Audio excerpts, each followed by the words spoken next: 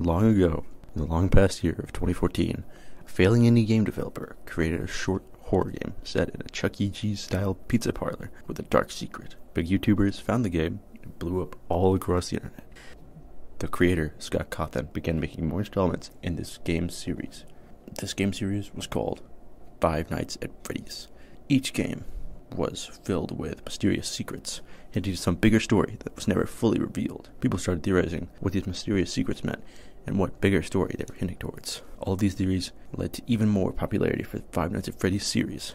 In only a few years, the game grew from a failing game dev's last-ditch effort to make something successful to a massive multimedia franchise with about 10 games, more than 12 books, and even a movie soon. After the massive commercial success of FNAF, other developers were inspired by the game and saw that they might be able to make a lot of money copying them. One of the first was Bendy and the Ink Machine. In my opinion, Bendy and the Ink Machine is really not that bad of a game, and it doesn't really copy that much from FNAF, but it just continues some of the trends that FNAF started. Now, FNAF and Bendy started this sort of horror games for kids / mascot horror genre. These games are mostly targeted towards children or young teens, contain little blood or violence. These games usually take place in some kind of happy place that sound evil and full of mysteries because of some mysterious event with all this lore, and all of that setup is pretty much directly taken from Five Nights at Freddy's.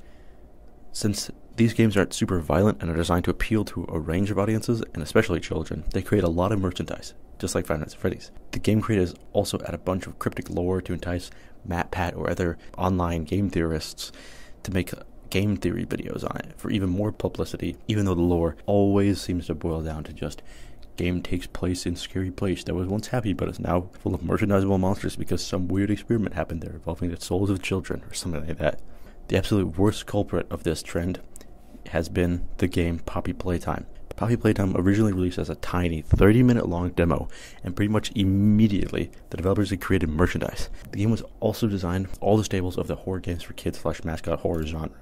They have the merchandisable monsters, the cryptic lore, the happy place turned evil, and the clickbaitability that these games rely on. They also created lore NFTs, actual NFTs with lore in them. You had to spend thousands of dollars of cryptocurrency to get a tiny bit of lore. Fortunately, the devs decided to go back on this decision, but some people actually spent their money on those and didn't get a refund, as far as I know. Usually these games also like to expand into books, like how FNAF did. But Poppy Playtime decided to get even more wild with their over-monetizing and decided to make an entire multiplayer spin-off, Dead by Daylight clone, even though there were only 2 chapters of the game released at the time, which made up only about 2 hours of content. The company behind Poppy Playtime doesn't even treat their employees well either. So, on top of the over-monetization, the people that have to make it are overworked and underpaid.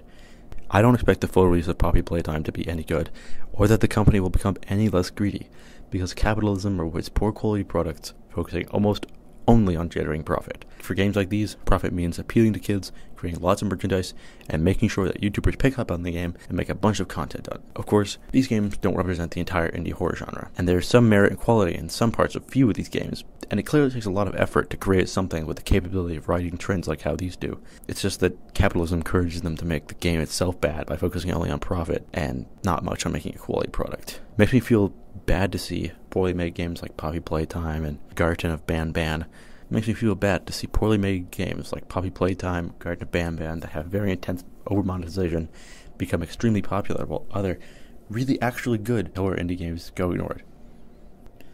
I'm sure eventually one day this trend will stop, but for now, unfortunately, this just seems to be the way that mainstream indie horror is going for now.